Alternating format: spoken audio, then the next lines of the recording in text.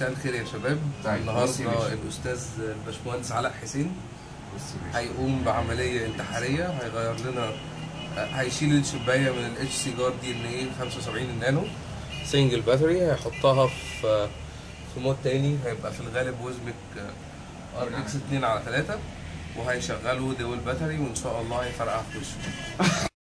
وبعد 3 ساعات وكوبايه قهوه واحده وربع كوبايه ميه في ال3 ساعات، الاستاذ علاء قام سكسسفولي بفك الموديل الجميل اللي عمال بيقع من كل حته ده، الفي تي نانو دي ان ايه، وفك الشبايه وحط لنا الشبايه في الموديل ار اكس 2/3، والحمد لله المود مش شغال طبعا زي ما انتم شايفين.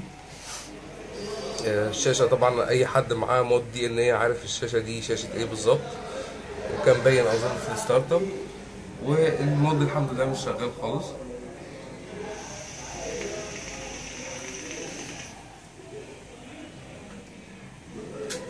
المود بعد ما كان سنجل باتري بقى دول باتري، شغالين توازي.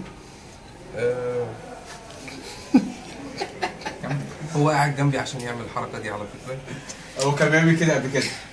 والحمد لله العمليه تمت بنجاح، ولسه بقى هشوف هيديني كام في الشغلانه دي.